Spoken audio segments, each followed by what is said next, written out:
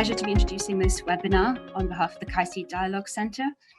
The webinar is Prevention and Response, the Contribution of Religious Leaders to Counteracting Violent Extremism and Promoting Social Solidarity in Europe. For a few technical announcements, I'd just like to ask if everyone would keep their microphones off when they are not speaking. That would be most appreciated. As you see, this meeting is being recorded and is being streamed live on YouTube. In case you have questions, and in the last part of the session, your questions are most welcome, please post them in the chat. We'll be delighted to put them to our speakers as the conversation develops. It is my pleasure, meanwhile, to hand over the floor to the two organizers of this event.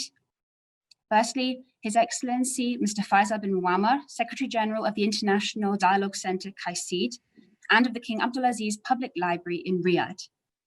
Your Excellency, the floor is yours. Thank you all for accepting our invitation to join us here today. Allow me to thank the European Council of Religious Leaders and in particular Reverend Dr. Thomas Wipf. Thank you, Dr. Thomas, for joining us, the President of European Council of Religious Leaders,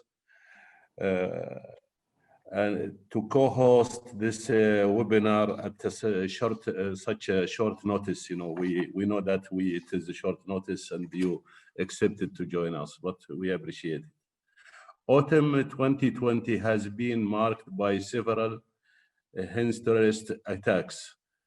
The one in November 2020 has in particular horror for us at KAICIID because of our special relationship with this city, KAICIID's host city, capital city of one of our founding member states and home to many of our staff, Vienna.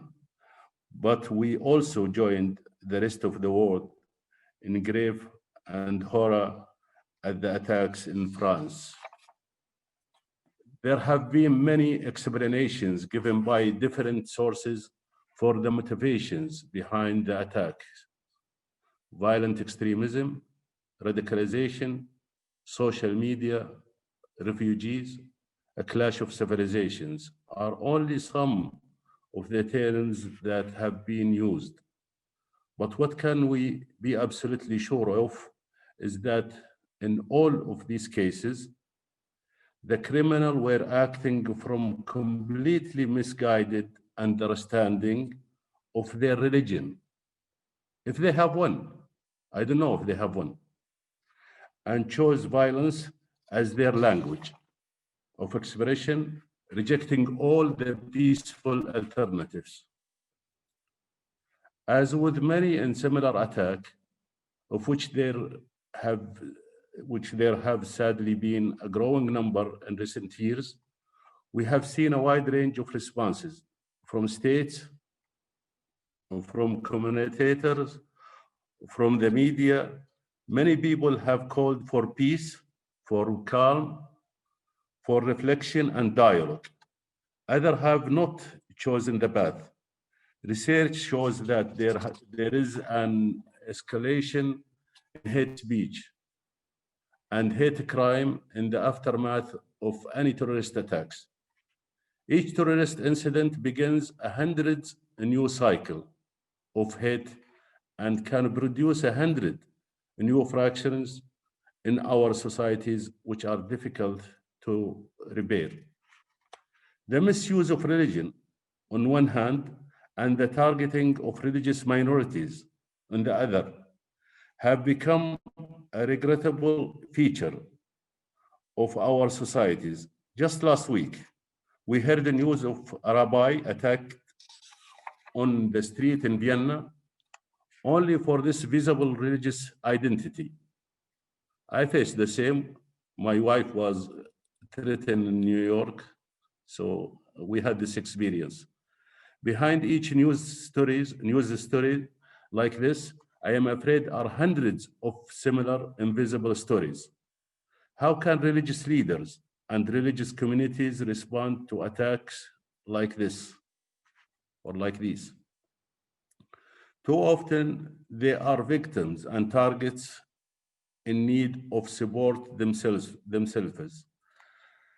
But in their role as leaders, as guardians of our societies, as moral and ethical guides. They are called upon to protect us instead to show us the way. For KAICIID and for all of us here today who have dedicated themselves to promoting peace and understanding of the other, the impact of each attack and its aftermath is twofold: a signal to redouble our efforts and a painful reminder of how far we still have to go to achieve our goal. This webinar reflects our attempt to offer a space for reflection, trust and sharing as we try to process these experiences and our responses to them. At such time, what do religious leaders and communities need from each other, from other faith communities, from secular authorities, from each of us as fellow citizens of any faith or none? What are their roles and responsibilities toward their communities, their flocks, and their societies? How can we address the suffering, the pain, and the terror caused by these incidents and channel them toward love, not hate? These are questions to which we need to find answers which fit Europe's diverse and dynamic societies, and with you and many other partners, KAICIID commits to supporting these efforts in coming years. We are trying to do our best. We are hosted in Europe. We have a duty toward the European and especially toward the Austrian. And we believe that we have so much in our hand and the knowledge we gained the last 8 years, the experience, the diverse religious board, the advisory board, and many projects we did in many parts of the world, but especially in Europe. The Muslim Jewish Council and different councils we established, the ulama. So we are ready if we've been asked by policymakers to contribute. And I am trying to contact so many of the policymakers these days to find a way that we join hands to work together. And I had very good talk with our chairman, Metropolitan Emmanuel, and he's leading the talk with policymakers in Europe, so we can find how can KAICIID contribute to build peace and to defeat extremism and hate speeches. Once again, thank you for your participations and each of you for sharing your reflections and experience with us. Thank you very much. Good luck. Thank you very much, Your Excellency, also for explaining what it is that is driving KAICIID forward. KAICIID is very grateful for the partnership of the ECRL today, and it's for that reason I am delighted to welcome Reverend Dr. Thomas Wipf, President of the European Interreligious Council of Religious Leaders, Religions for Peace in Europe. Dr. Wipf, the floor is yours. Thank you for being with us. Thank you, Francis. Thank you, His Excellency. Thank you for this discussion initiated by KAICIID and organized together with ECRL, Religions for Peace Europe. In my short contribution, I can follow the thoughts of His Excellency, and I would like to mention 3 considerations as lessons learned from my point of view in the last time.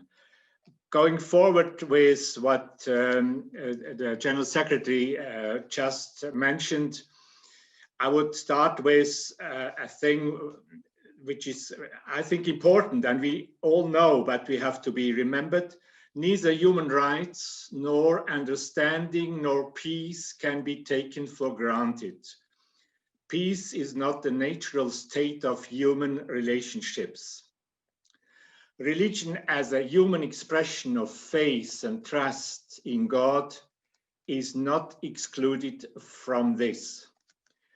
After the events in France, a high-ranking personality from Al-Azhar University declared in a meeting of the World Council of Religions for Peace that, I quote, his religion is only one of peace, and that, I quote, religion as such is innocent. My friends, I doubt in friendship whether we can say that, and that affects all religions.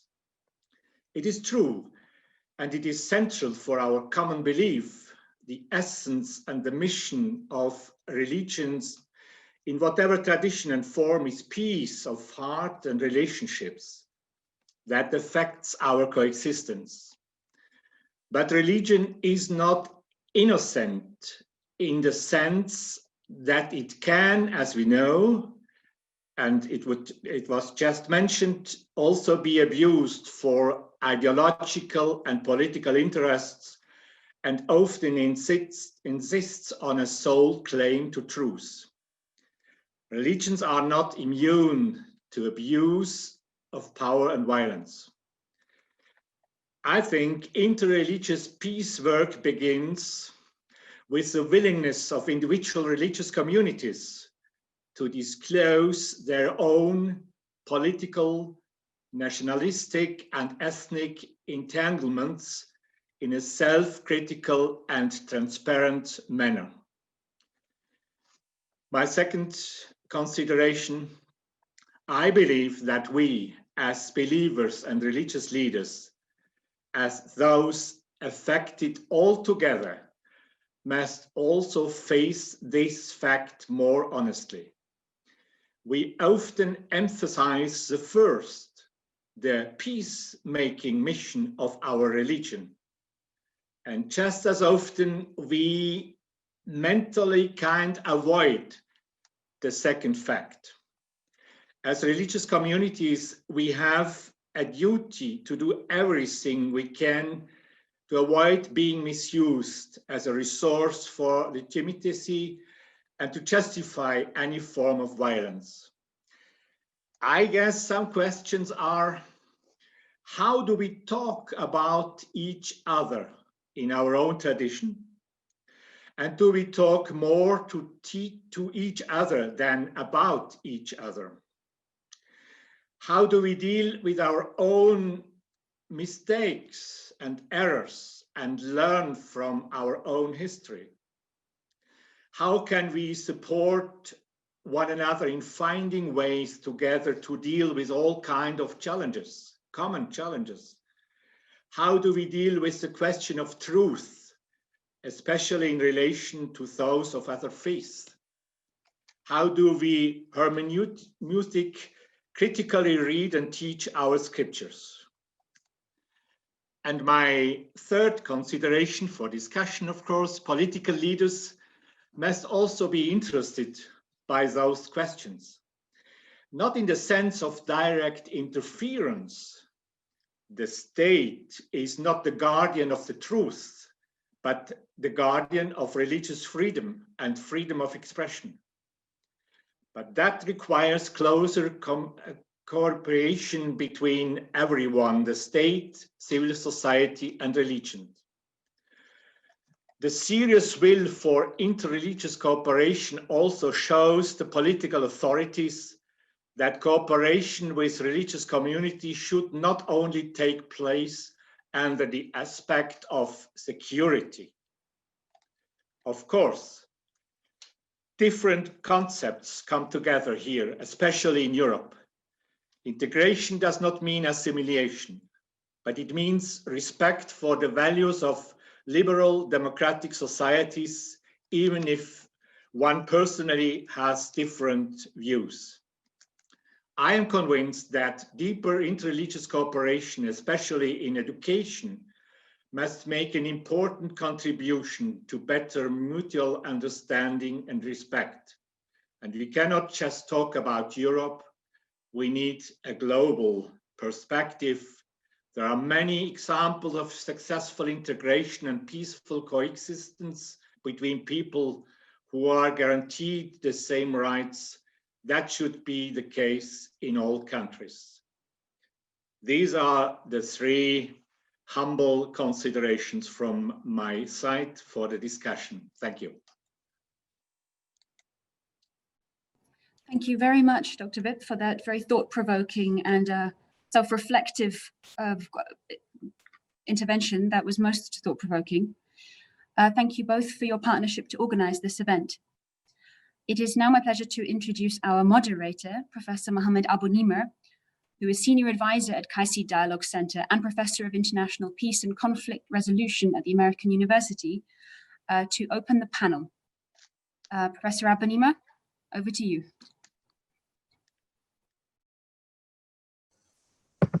Thank you, Francis, for the introduction as well. Welcome, everyone. Again, I on behalf of KAICIID as well, extend the welcome and thank you for attending this webinar. I'm a facilitator of this conversation. We hope to have it in a more question and answer and interactive in terms of responses to several questions that we have prepared. I will not expand on my introduction remark. I think our two honorable speakers and the co-convener of this event have mentioned already the importance of positive engagement and of constructive conversation as a way to respond to the violent extremism and terrorism and the act of violence that took place in recently in Vienna as well as in Paris. And I think that's the main framework that we're dealing with. In addition, one more point mentioned also by Dr. Wipf regarding the link between policy and the religious leader, that this is a complementary and cooperative relationship as a way to respond, as an effective way to respond to the violent extremism. These are really the four main pillars of this conversation, and I hope to keep it as well in that spirit. We want to welcome all of you, and actually I have 4 or 5 questions. I will introduce each one of you through the title that you have here and also was advertised, but also as Francis mentioned, the full bio will be, the full short bio will be introduced on that chat. So with us, we're very happy that His Eminence Emmanuel Adamakis can join us. He's the Ecumenical Patriarch in the Constantinople, President of the Orthodox Episcopal Assembly in France and member of KAICIID Board of Director, and also the chair, actually, the sitting chair of the board of KAICIID. Welcome, Your Eminence. Thank you for making the time. Imam Yahya Pallavicini, President of KAICIID, the Islamic Religious Community of Italy. And then we have the Chief Rabbi Schlomo Hofmeister, Community Rabbi of Vienna since 2008, and the highest rabbinical representative of the Jewish community in Austria, and also fairly active in the interreligious and socio-political issue, and member of the Muslim Jewish Council as well, Muslim Jewish European Council as well, with Imam Yahya Pallavicini. Professor Dr. Markus Ladstätter, University Professor at the Graz University of Education and Executive Chairman of the World Religion Commission of Austrian Bishops Conference and head of the Commission for Interreligious Dioceses in the Graz as well, in Graz. His Excellency Rahman Chesti, Parliament member of the Parliament in the UK, and he's also and the Rhinan and the Prime Minister of a Special Envoy for Freedom of Religion or Belief from September 2019 until September 2020. Welcome, Your Excellency. Thank you for joining us. Last but not least, of course, Professor Regina Pollack, Associate Professor and head of the Department of Practical Theology at the Catholic Theological Faculty at the University of Vienna, and personal representative of the OSCE chairperson in office on combating racism, xenophobia, and discrimination. Also, she focuses on intolerance and discrimination against a Christian and member of other religion. Welcome all of you. Thank you for making your experience and expertise available. The first question is really about the when there is a violent response and when there is a terrorist act, the tension is high, and most of government and most of public think that need to go into a strict, hard reaction, not necessarily thinking of the positive and negative consequences. So my first question to each one of you, what response from religious leader to an act of violence can be considered good or constructive? What type of constructive response can happen from the religious leader? And we'll start from our eminence, His Eminence Metropolitan Emmanuel. The floor is yours. I'm afraid Metropolitan has been called aside to join us. Okay, we were warned about that. No problem. So maybe you can start with then Chief Rabbi Schlomo Hofmeister, and then followed by Imam Yahya Pallavicini, and then we go our two speakers as well. The floor. Go ahead, please. Thank you very much for the honor of being here on this panel. Yeah, I think as been mentioned already by our two introductory speakers, violence in the name of religion is always something very painful for everyone involved, not to forget the religions and the religious representatives themselves, who as a reaction are being blamed for it. As much as I agree that religion is not innocent in that, as no one is innocent who bears responsibility when things are committed in his name, as he ought to protest, he ought to condemn any such abuse. We all know, and we have to differentiate, that any form of terrorism, any form of violence committed in the name of religion is not the political abuse of religion, in that sense that religious leaders or that religious representatives want to get involved in these things and using politics, but it's the opposite. It's the abuse of a religion by a political agenda. Sometimes it's not even political. Sometimes it's a socio-political agenda which manages to hijack problems and issues prevalent in a society, using religion as a motivating factor which allows masses to be instigated, to be polarized, which religion is unfortunately very vulnerable to be used for.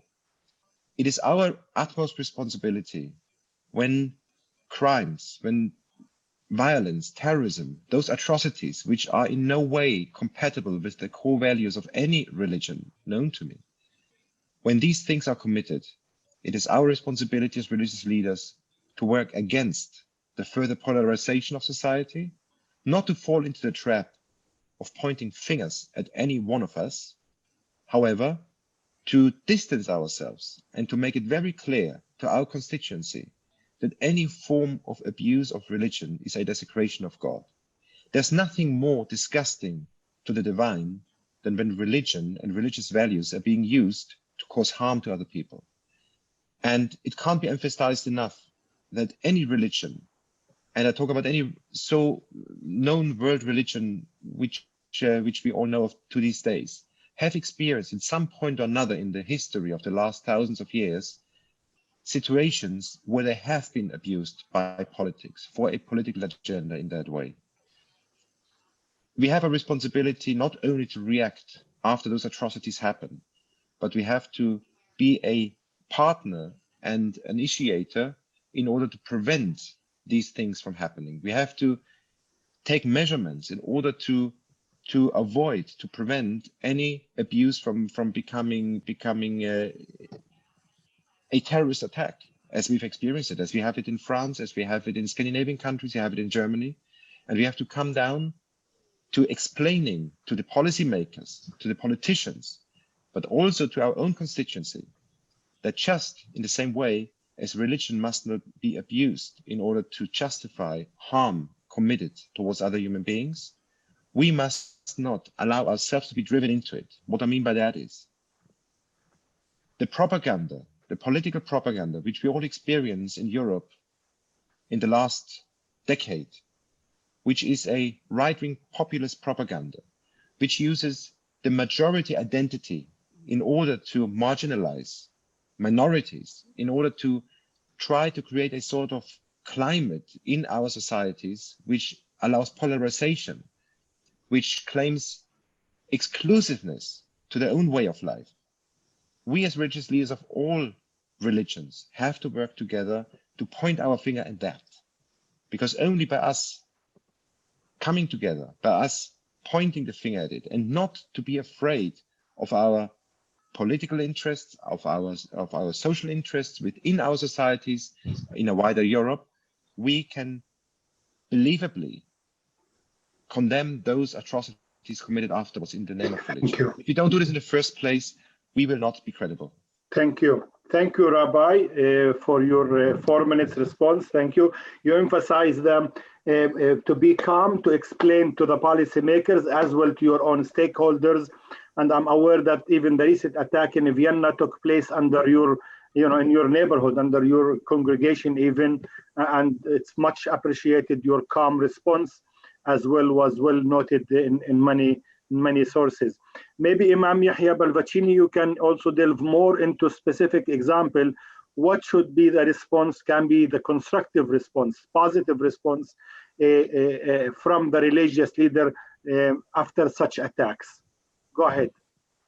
Yes, well, thank you very much for this occasion, and thanks a lot to His Excellency Secretary General of KAICIID, Faisal bin Muammar, and the President of the ECRL, Reverend Thomas Wipf, for this organization and invitation. I'm glad to work already with both very prominent institutions. And to go to your question, I think that, and following also what our colleague and brother, Rabbi Schlomo Hofmeister mentioned, he has already clarified that we have to react on when religion is abused. And I will add to this that we have to also react when religion is targeted. Because as in Austria and elsewhere in Europe and in the East, we have believers, preachers, theologians, masters, tombs, cemeteries, hospitals, schools, that are, and churches and synagogues and mosques that are targeted by criminals. And so we have to know that there is a problem within a specific religious identity where someone is ideologically brainwashing the roots of one religion to create a violent revolution. And on the other side, we have persons and places that are targeted to create this disorder and this chaos. And the positive side that goes next to the strict side of institutions is cooperation and communication.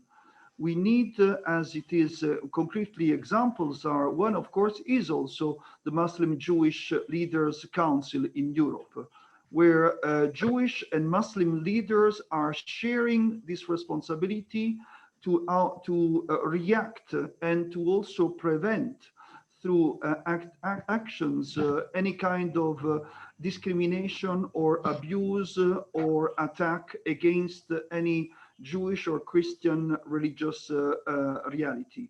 And in the same time, in Europe, we are coordinating again with the help of KAICIID, and of course, Professor Abu Nimer is very aware of this, a European Leaders Council that can also be efficient in intra-faith coordination and inter-institutional relation. because we need to link between the community, the diversity of religious communities, and institutions and secular organizations. And these are the new skills that are needed. And again, ECRL is something that is providing maybe this interreligious European platform. But I would end with the training that KAICIID is doing for the new generations, because the skills that are required are doctrinal knowledge, the knowledge of the context of modernity and democracy, and the values of pluralism and freedom, in order to communicate these values to the society, to the media, but also to the institutions. Because otherwise, as Rabbi Schlomo has mentioned, the narrow-minded interpretations of populism are exactly the same narrative that are in somehow provoking some other actions by violent criminals that pretend to act under a religious brand.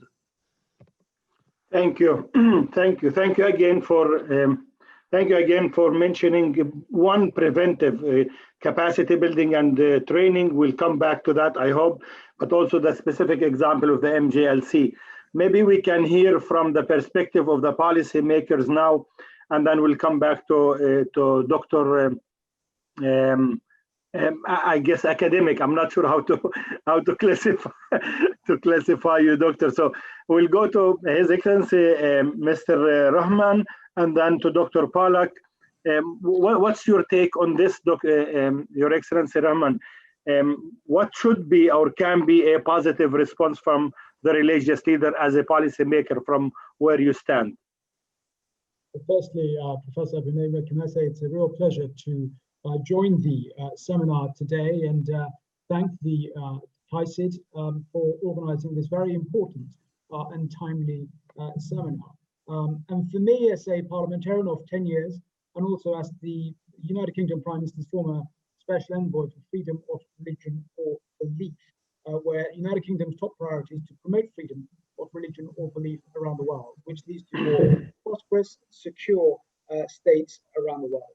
And in answering your specific question with regards to what can religious leaders do in tackling the threat from extremism, non-violent extremism, then leading to violent extremism, I put it this way as a policymaker, parliamentarian, and former UK Special Envoy.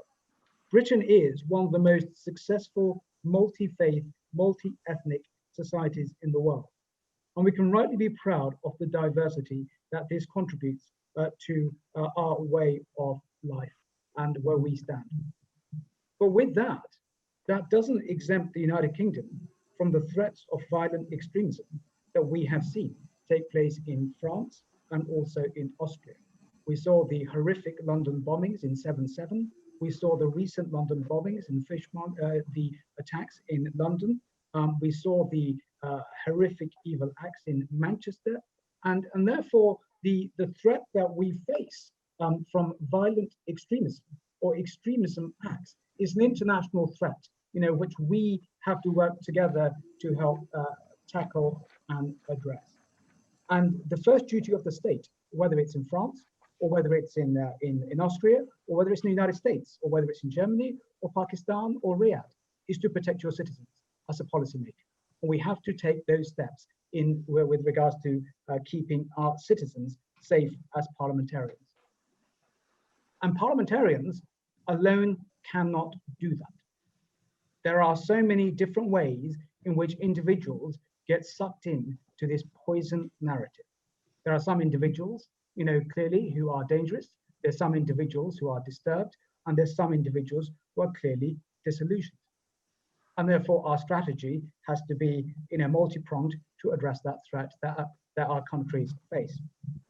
And the role of religious leaders is absolutely crucial with regards to defeating this poison ideology and narrative. And if I may say this, and refer, participants today to the Wilton Park document, from which the United Kingdom Foreign Office produced in 2018, tackling violence committed in the name of religion. And a minister at the time, the United Kingdom minister at the time, said this: the British government has focused on political, economic, and social reasons behind violent extremism, but has not focused on the issues through the lens of religion. And at the time, you had His Holiness Pope Francis in the same seminar say every religious leader is called on to unmask any attempt to manipulate God for the ends that have nothing to do with His glory.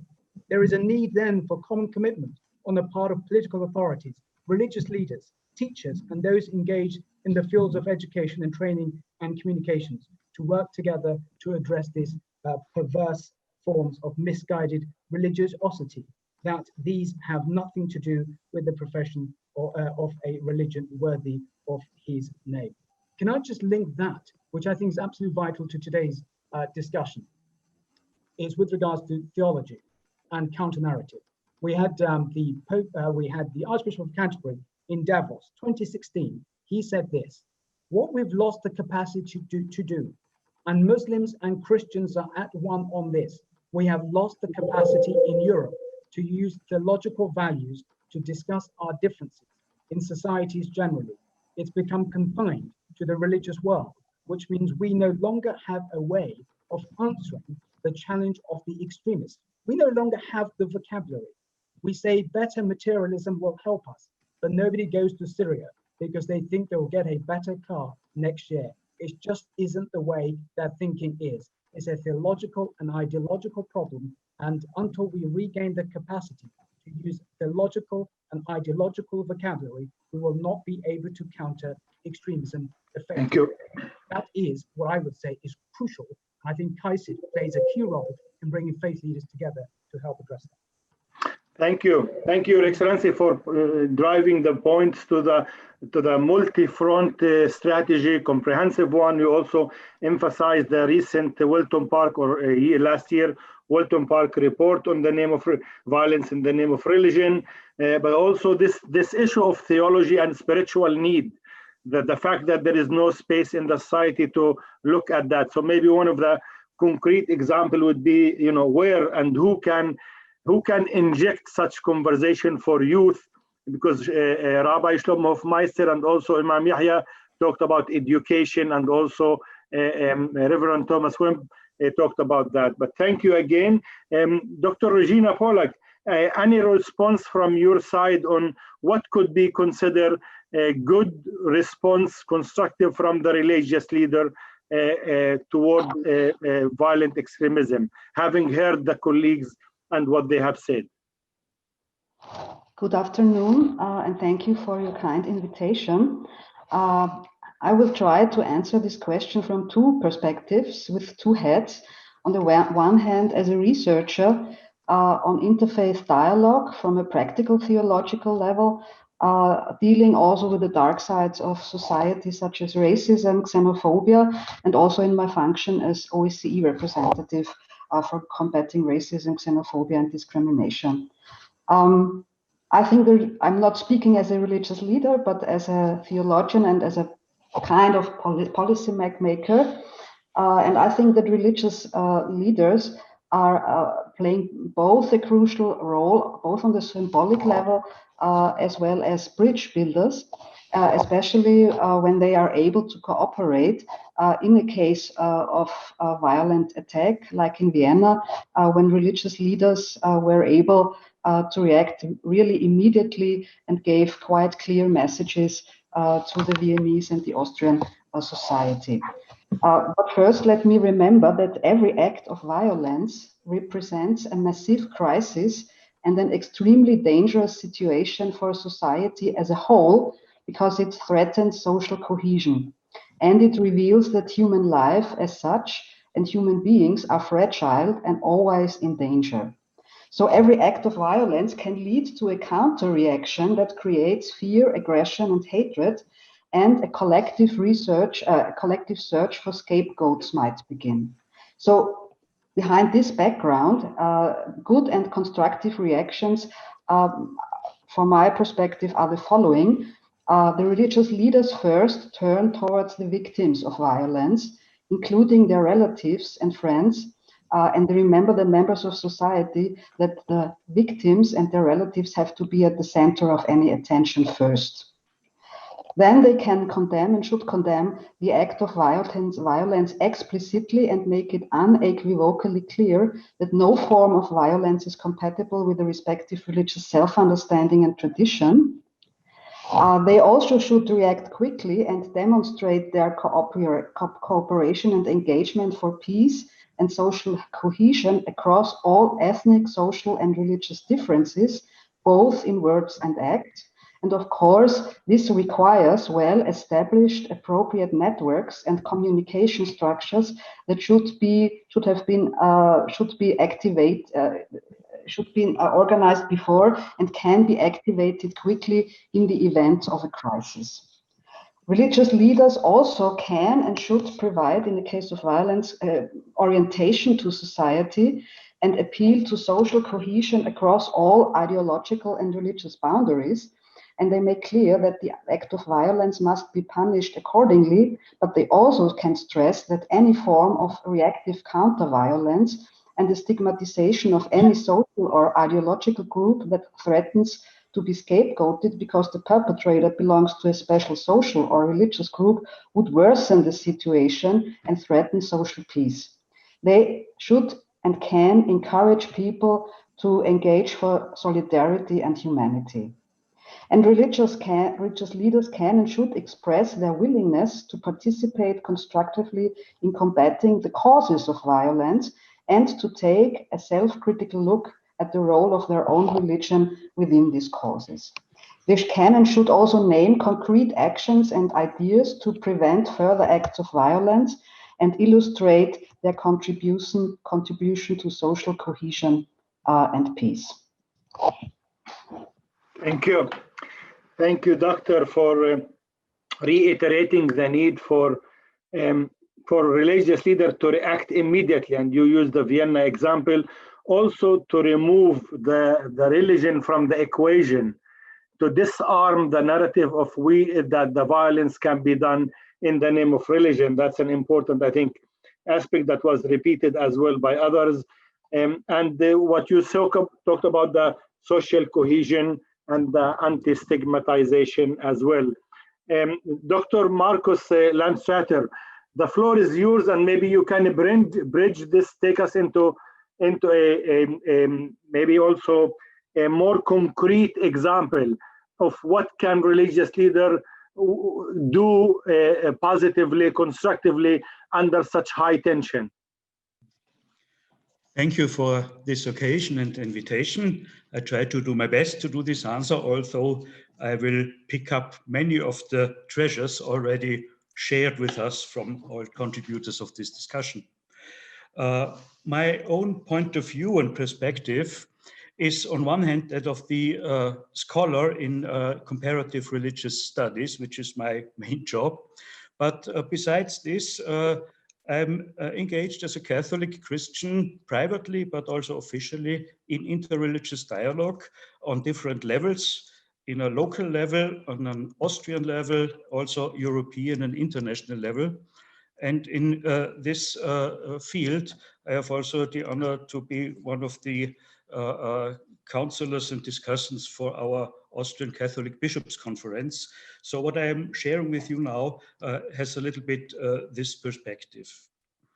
What can religious leaders do in this case of these cases of violence? I think two very different answers. The first is the immediate action, and the second is the long-term action. Both are important, whereas I emphasize more the second one. The first, the immediate action, we saw also in the case of Vienna's violent attacks, was, as mentioned before, the immediate comfort, sympathy, solidarity with the victims, the immediate rejection of violence of any case, and also religious violence. And maybe one aspect which has not yet been mentioned, I think it's important to give signals against this violence common on a level jointly and together with other religions, not from only one religion. This is even more precious because the main aim of terrorists in such cases is to split society. And so the first sign should be, no, there is no way to split us apart from each another. And this was even the case in this Vienna attacks, where I really was happy about many of the reactions of religious leaders. As Rabbi Schlomo Hofmeister is with us now, I allowed to remember his statement so clearly, so simply. Terrorism is against humanity and not this or that group. This is an important signal and sign we stick together. But more important to my mind still are the long-term reactions which religious leaders could or should take into consideration and into action. It's the structural view to change the breeding bottom of violence, religious or any other violence. And for this, I think there are several aspects which should be considered. The first is a de-escalation in language. Leaders, religious as well as secular leaders, should not should avoid the trap of populist interpretations of attacks. They should be aware that the language they use in describing, deploring, or condemning, or whatever, must be a language which is de-escalating the situation. In Austria, we had a very good example. Also, you asked me about examples. Even our political government restrained from any sayings like it's the Islam or it's Islamic terrorism or so. It's terrorism and we stick together. This was in the first step a very good step, I think. In the second step, it was a little bit more difficult then because we got again into discussion about fighting against political Islam. There, this aim of de-escalating language has been lost, I think. The second field is education, and again education, religious education, and also formation of religious teachers, of imams, preachers, priests, rabbis, whoever, about this field. Religion can be misused mainly by people who are not educated in their religion to understand what religion really wants or not wants. So this is for the long term, I think, the most important aim. The third would be identifying the connecting points of religious violence or religiously motivated violence in the own tradition, in the own texts, and being aware and very alert against any beginning misuse of religion and religious traditions in the own field as well as in general. On this level, the fourth step is keeping in mind and reminding the own community as well as the public about what is to do about these dangers. And most important, of course, deepen and go on in real encounter and dialogue. Thank you. Thank you. Thank you, Doctor, for outlining those 4 steps, important 4 steps to align them as well. And you also gave several examples from Vienna, but also this notion of multi-faith reaction response. I think you said this is an important signal, not for the church or for the synagogue or the mosque to speak alone separately. That's not enough. The multi-faith discourse is what you're emphasizing. So thank you all for your responses. This is round 1. Let's try to see if we can do round 2 in the conversation. But here I'm going to take 2 points. One is regarding trust and the other one regarding policymakers. After every violent attack, there is this is attack, as Dr. Pollack said, attack on the social cohesion, the social fabric. There is a backlash. There is a rise in hate speech, rise in polarization.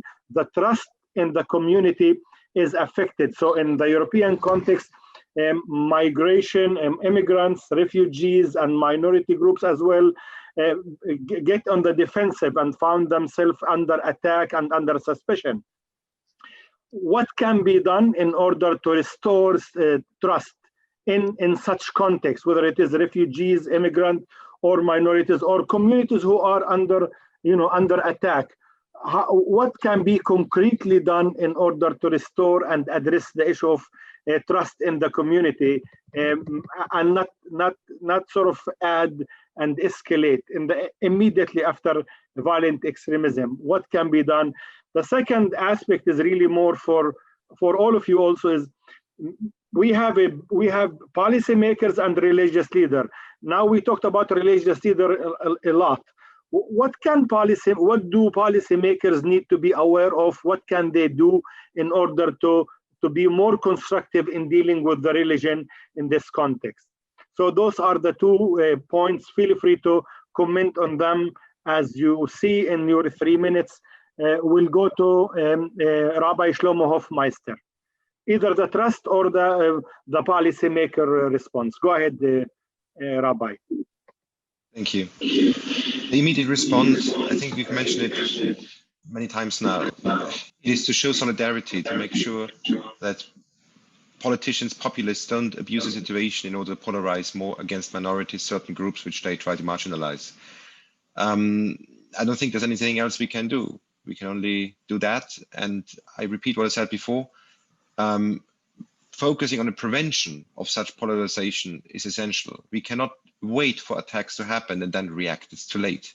We always have to be aware what's going on around us, how politicians are trying to play society against one another. And there we have to get active. There we have to show courage and distance us from that. We have to, actively distance us from that. We have to condemn it. This is the only way that we can, after an attack, also show that what is really going on here is an abuse. Otherwise, we're running into the risk. Rabbi, sorry, go ahead. Can I just ask you, in this specific incident, was there any act that done in Vienna that you felt important in restoring trust, in helping the community deal with it? So something specific that you witnessed after Vienna? I think that it was very important to show that even though there was an atrocity committed in the name of religion, it was an attack on the country. It was an attack on society, on everyone. It was in a Jewish neighborhood. It was on certain people going to bars and restaurants. It did not concern practically 99.9% of society. And yet, as we saw in the aftermath, the following days and weeks till this very day, the entire society felt that they are targeted as a whole. And it has, for whatever reason, there has been an effect, a catalyst in Viennese society, which I was missing for a long time, which shows to me that something good came out of it after all. It's terrible to say such a thing, but something good comes always out of bad, even out of something like that. I think people have been waking up, shaken up to realize that to listen to those phrases of politicians, which we hear day in, day after day, have to be questioned. And I think that there has been a positive effect, but it's a challenge for all of us. It's not a challenge only for religious leaders or for policymakers. It's a challenge for the entire society. Thank you. But what I wanted to add before, if I just may add one sentence, we have to be very careful not to appear, when we show solidarity, not to appear as naive. Anyway, we are considered naive by those who don't want to hear what we have to say. But we have to make very clear that we are differentiated in our statements, that we are not responding in the same black and white fashion as the politicians are trying to paint reality for us in the tabloids. Thank you, Rabbi. So you're calling for a nuanced solidarity immediate act that's to help with the social cohesion and to act as one body, as one unit, rather than to try and deal with sectors. But also, you also said that we religious leaders have to work all the time, not only after the attack, to help politicians who manipulate religion, to hold them accountable for that. Thank you. Imam Yahya Pallavicini, from your experience in Italy, any inspiring example of building a trust that took place as well, and your work with policymakers as well. Go ahead, please. 3 minutes. Yes, well, thank you. I think you mentioned even before a key word, which is polarization, because we have this clash of extremism, which is a asymmetric extremism, a clash. On one side, you have the violent criminal terrorism, and on the other side, in an asymmetric way, you have the some politicians' narrow-minded narrative against pluralism, freedom, religion, and migration. And what we can succeed to do is to, in somehow, bridge not these two extremisms, but bridge the whole unity and diversity of the Western community, which means bridge between believers, citizens, and institutions and politicians. And this needs new skills. You know it very well, Professor Abu Nimer, because it's not, we cannot do a theological discourse to the press, we cannot do a theological discourse to the politicians, but we need to develop a theological answer that is adapted to the context and to the challenges of the society, of the needs of the language for the media, and of concrete policy recommendations for institutions. And this is how we are trying to work on the situation in Italy and in Europe. And if I may say concretely, this happens when, for instance, when we had an issue of this kind in Italy, we were successful to have the Minister of European Policies visiting our mosque and showing to the press and to our believers and to the citizens of Milan that he is with the Muslim community, and the Muslim community is with citizens and with institutions. And it was a right-wing politician and minister of European policies in the Italian government. So this is how we can in somehow avoid, on one side, of course, the violence of the criminals, but on the other side, also avoid the narrow-minded narrative of some politicians who want to brainwash the debate. Thank you. Thank you. Very important example to bring, actually, somebody who's ideologically might not think to agree with, but bring them to the community to make the de-link between the religion and that specific community and the violent act. Thank you. And also emphasizing the need for unity and diversity, discourse and narrative. Your Excellency, Rahman, as a parliament member, as well as the special envoy for freedom of religion and belief, that's a very important task and very sensitive these days. And much of the violence in France and also later on were related to freedom of religion and the freedom of belief and perceive a threat to that religious identity. What can we do to restore the trust in a community? Do you have any example from UK or from your work in general as a policymaker? What I would say, Professor Nima, is this: with regards to specific examples, we all know the horrific incident that took place in 2017 when the Muslim community were praying the Dravi prayers in Finsbury Park, and we had a far-right extremist drive into the congregation as they were coming out from their Dravi prayers.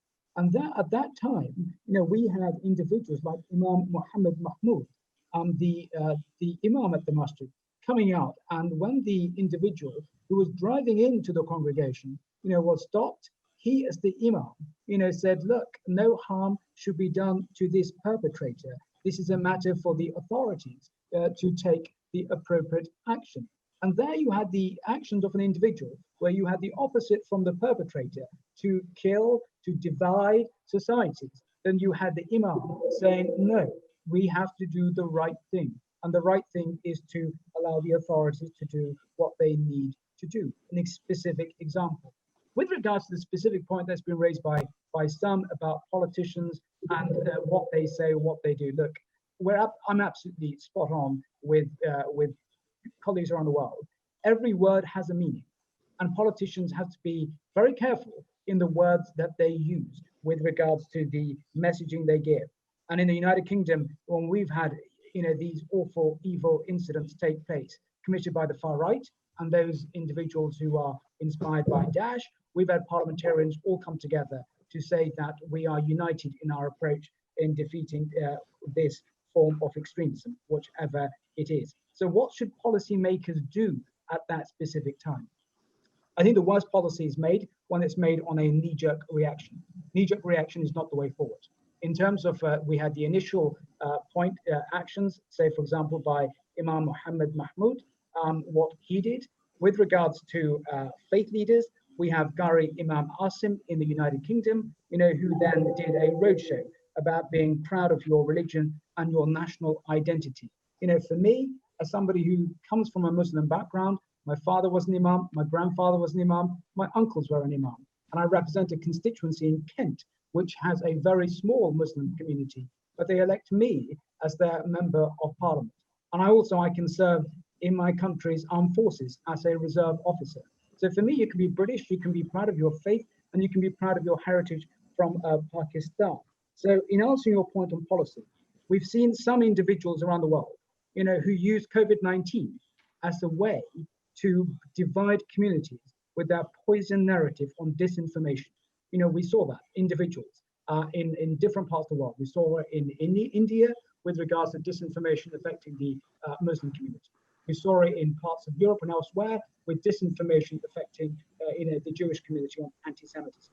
And I worked with my counterparts on the International Religious Freedom Alliance, Sam Brownback, Ambassador Josh Schumer, to do everything we can to bring communities together rather than them being divided. I finish on this. The law cannot make people get along. That depends on a willingness and the opportunity to build integrated communities through meaningful engagement with those from different backgrounds based on shared rights, responsibilities, and opportunities. That was part of the United Kingdom's Integrated Communities Strategy paper in 2018. And that's where faith stakeholders are absolutely crucial. And let me make this final point from a wider perspective. With regards to extremism and places of worship, we see that a large number of individuals, the 850 that got radicalized in the United Kingdom or went to Syria to fight with Daesh, were radicalized online. And some were radicalized on the margins of society in prisons. So our strategy across the board for any policymaker in any government has to look at what can we do across the board with regards to places of worship, how they're regulated, with regards to the right criteria, imams trained to understand, or faith leaders, the issues in the country which they're in, with regards to the threat from online extremism and the radicalization of converts, and their understanding of the faith. Multi-pronged approach parliamentarians need to take, but every word has a meaning. And that's why when I push the government to use the word Daesh, not Islamic State, when we're looking at the terrorist organization in Syria, Iraq, because after that word was being used constantly, we had a rise in Islamophobia in this country, and the government had to do everything they can with working with organizations such as Tel Mama and others to help address that. But that was the issue of terminology and words. We have to be very careful as policymakers in the messaging and the wording which we use straight after the incident and in long-term strategy. Thank you. Thank you for your comprehensive response, and especially for this terminology. And we know that right now there is a use of the term political Islam, and political Islam in terms of becoming a label in the context of Europe as something negative and need to be addressed. So you gave example of the use of Daesh versus Islam, and you saw that. But also the other point that citizenship and faith should not be separated as a result of the violent attack. Politicians, policymakers need really to continue and hold into this combination of citizenship and faith need to be combined in their responses and avoid the knee-jerk immediate reaction. Dr. Regina Pollack, from the OSCE, as you close to this, from your own work on xenophobia and discrimination, how can we restore trust? How can we work against the backlash and against also further violent extremism? What do you have? What type of reaction can you share with us? I want to answer both questions as well on the interfaith dialogue level as well as on the political level. And for the first aspect, I quote Cardinal Schönborn, who said, "There is no alternative to dialogue and encounter." Though there are, and there still will be, many voices in Austria that consider such dialogue as something very naive.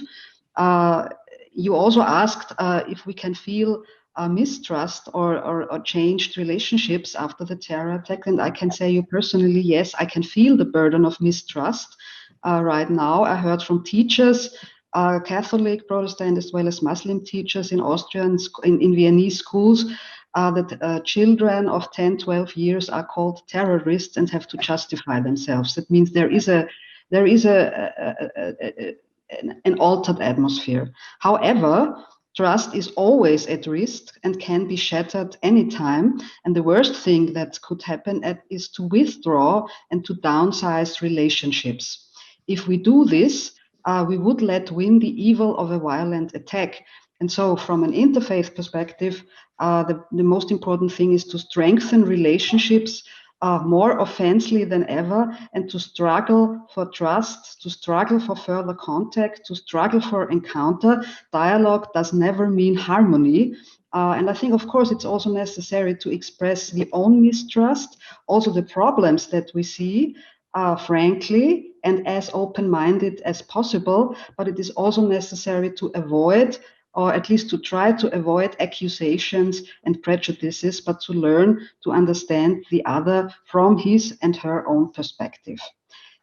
If this is possible, crisis could be and can become outstanding chances to prove the quality of dialogue and also demonstrate if religious leaders are serious with dialogue and faith. From the political perspective, I want to recall two OSCE statements where the OSCE member countries and states committed themselves to combat the sources and reasons of extremism and terrorism. I refer to the Porto 2002 OSCE Charter on Preventing and Combating Terrorism, where we can read, "We are convinced of the need to address conditions that may foster and sustain terrorism, in particular by fully respecting democracy and the rule of law, by allowing all citizens to participate fully in political life, by preventing discrimination and encouraging intercultural and interreligious dialogue in their societies, by engaging civil society in finding common political settlement for conflicts, by promoting human rights and tolerance, and by combating poverty," which is one extremely important reason for misguided persons who refer to religion when they become extremists. Very similar, in Helsinki 2008, the Ministerial Council of the OSCE states reiterated the need to address conditions that may foster and sustain terrorism, and again committed themselves to preventing discrimination and to encourage to intercultural and interreligious dialogue. That means, in practical terms, it is also in interest of the states and the society, also even if they are secular, to support dialogue and encounter, because this is an important mean to build peace and to keep peace and social cohesion. Thank you very much, Dr. Pollack, for again, I think you're the first one to emphasize and name it about interreligious dialogue and intercultural dialogue as an essential in terms of a policy even response, and you quoted from the OSCE, Helsinki, and the other also, but you also brought in the question of structural and conditions that generate this negative response and violent extremism and polarization. You said that it's important to do that. And finally, the issue of the town size. After a violent response, we should not downsize the relationship between the communities. On the contrary, trust needs to be rebuilt and move with that. And also for your recognition that now in Vienna or in Austria, there is a threat to the trust, and you can hear it in the school both Muslim and non-Muslim, as well Christian and others in the school that you shared with us. Dr. Markus, from where you stand, how do you react to the issue of building a trust, as well as the policy, the link to the policy makers and the role of the politicians in this context? 3 minutes, please, and then at 11:15 we'll go to the question. We take a round of questions. Thank you. 100% support to the statement of my colleague Regina Pollack in all what she said now. There's no alternative to dialogue. I think this is the important message and issue. For this, I think we need also a good deal of persistence in keeping this dialogue. My experience now is that 2, 3, or 4 days after the attacks, everybody was keen to hear, what do you say, what do you say, what do you say, statement, statement, statement, statement.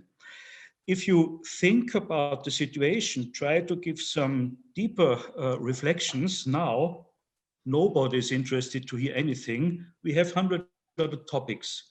And here we need the persistence. Religious leaders must keep this agenda going on and not to be forgotten. It's simply for the state to say we have other things, and the spotlights of the media turn to other fields of interest, but we must keep this in memory, in mind. And the last idea I want to share with you in this context is the question of relation between religions and the public or the state. This is a very important field for the future. We had several aspects of this already in discussion.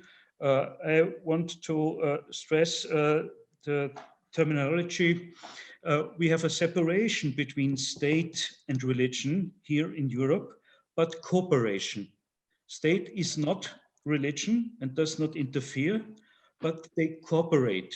And especially attacks like we suffered from now are a genuine field to learn more about this cooperation, which is not one where one side is dominating. It's not the state telling the religions what to do, and it's not the religion or the religious leaders telling the state what to do. They can only work together, each of them in his field. I want to emphasize this and want us to learn this from this situation. Thank you. Do you feel, just quick, do you feel that in the case of Vienna, France, and recently there was this cooperation also for this is maybe for Schlomo Hofmeister as well, and those of you in Vienna, Regina Pollack as well. Was there this cooperation between the state and the religious leader in response? My experience was, in the beginning it was 100% clear. As more as time goes on, it is forgotten, or might be forgotten. And that's why you said persistence, right? Rabbi Shlomo Hofmeister, is there continue to be a cooperation and relationship in terms of reaching out to policymakers? There has been a lot of cooperation interreligiously in Austria, on a background flame throughout the past years, and this incident has not extinguished that flame. However, it has come under challenge. All of us, the religious community as well as the secular majority in Austria, is vulnerable to populist ideas and notions, and it has been shaky. It has been shaky, but we have to try to not to despair, to keep our optimism. Yeah, you have to keep at it, to be persistent, as Dr. Markus also mentioned. Thank you.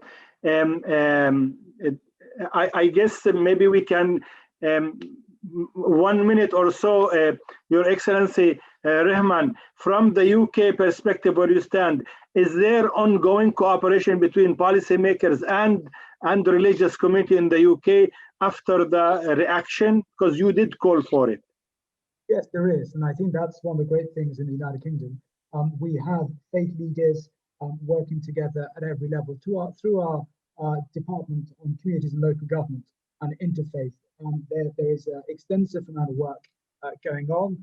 And when I was the Prime Minister's Special Envoy for Freedom of Religion or Belief, a key aspect was engaging with NGOs from across the board. For example, on engaging with on interfaith dialogue. For example, what we see happening in China with the Uyghurs. For me, as a former envoy, you saw interfaith cooperation on dealing with such issues. You had members of the Jewish community, supporting the Muslim community and calling out what's happening with regards to the Uyghurs in China. So, from a government perspective, there is extensive engagement, and also there is extensive support for inter and intrafaith dialogue between faith leaders. And I think, for me, that is one of the key strengths for our country moving forward, because the threat and the challenge that we see here in the United Kingdom is the same that we see around the world. And so, in answering specifically your point, is there that constructive engagement? Yes, and I was very pleased to work with Gary Usson from the United Kingdom, who deals with imams online on engaging with a younger audience. Absolutely crucial with regards to engagement. So the answer to you, yes. Thank you. Thank you. Then let me just, with your permission, to move. We have two questions, and Francis, please continue to feed us any question. We have two questions. One is, in your reviews, how can we include the voices of the grassroots who are the backbone of their community? How important is it to include them in the trust building? So are there any specific things we could do to include it more? The second question is actually to one of the heart of the matter in European context. How to better prevent reciprocal radicalization caused by provocative hate speech? And maybe we can start with that. There is a hate speech, there is polarization in the European context, as many of you have said, and that can cause radicalization, that can cause polarization in the community. How could you prevent that? How could you prevent somebody in the community from taking, from saying this policymaker or this artist or this and that who attack the religious symbol or religious belief that they have, and make them more polarized and make the whole society more polarized and radicalized? So how can you prevent that? That's an issue with especially when it relates to freedom of speech. There is a tension there. Dr. Pollack, maybe we didn't hear from you, and then I will go back to Dr. Pallavicini, Imam Pallavicini. Dr. Pollack, do you have any response to the reciprocal radicalization or to grassroots engagement in trust building? I will refer to the commitment and position of the OSCE. Both is an important aim of the human dimension objectives within the OSCE regions. And when I was preparing for this panel, I found at least 10 pages just on the issue of promoting interfaith dialogue and measures and projects and commitments to foster better cooperation, better inclusion, better participation in society, combating poverty. All these are the roots of hate. And I can also refer to the work of ODIHR, which is the education institution of the OSCE.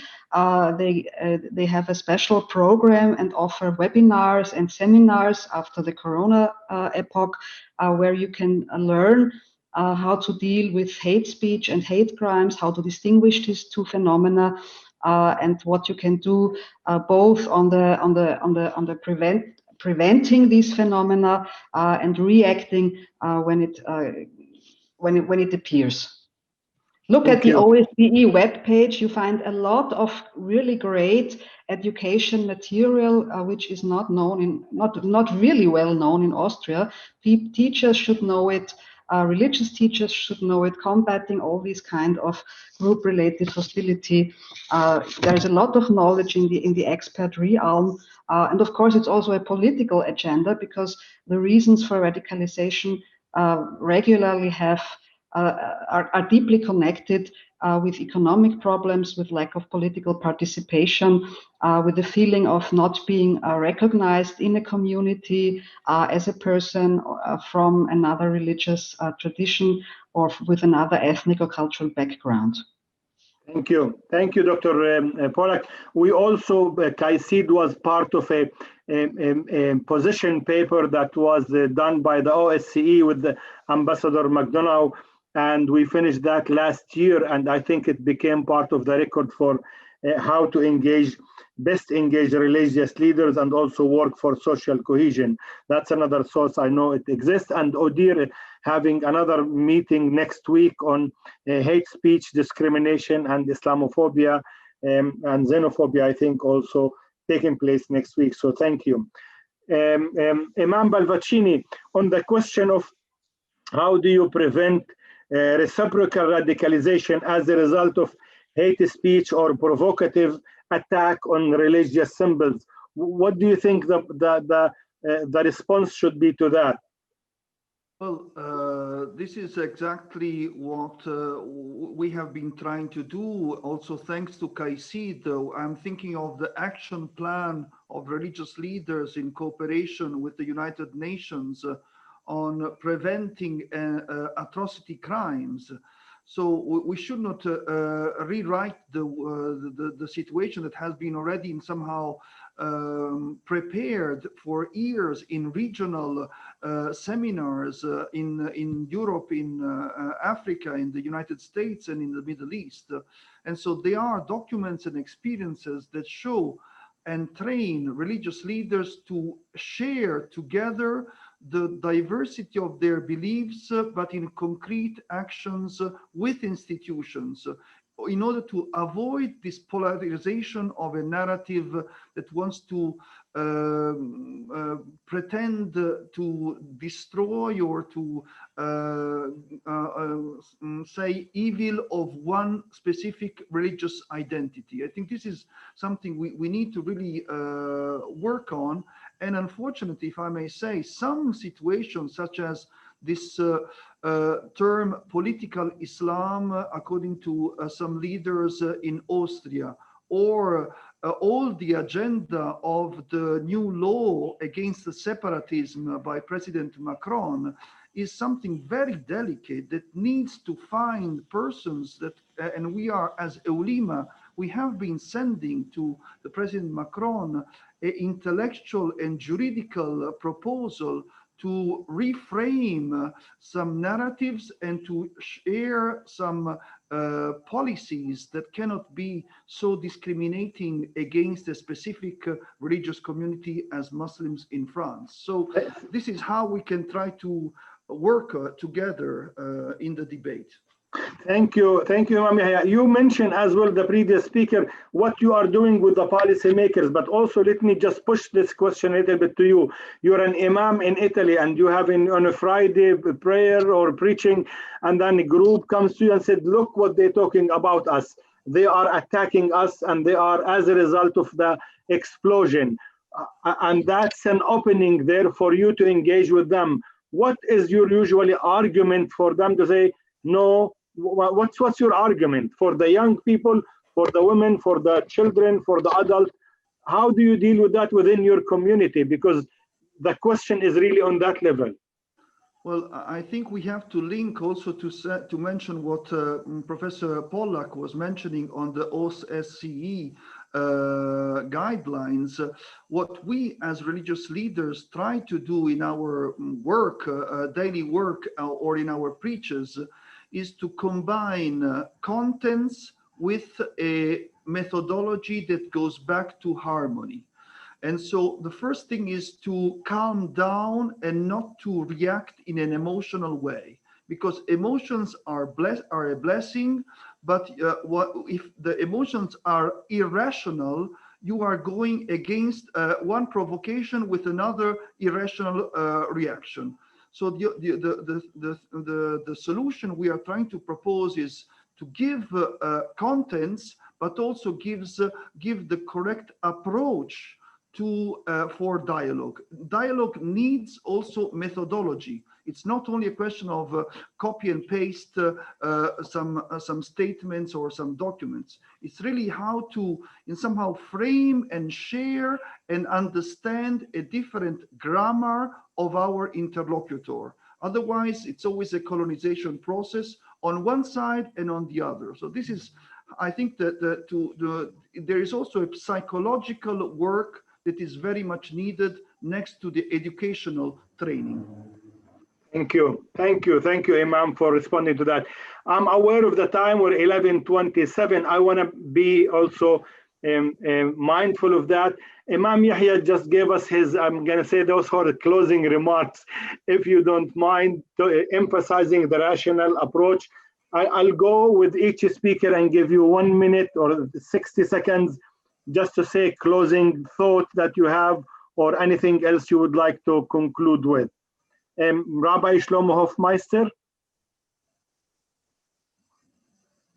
I think if nothing but the understanding of at least importance of interreligious cooperation, practical cooperation,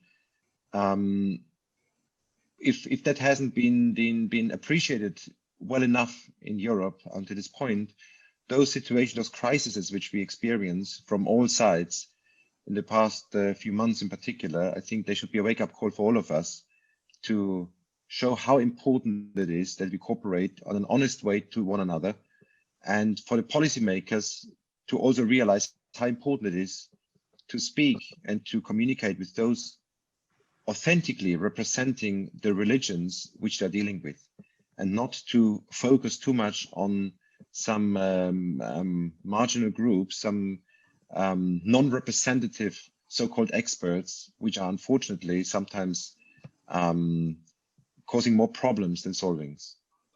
Thank you for your wise closing thought. Thank you. Dr. Markus.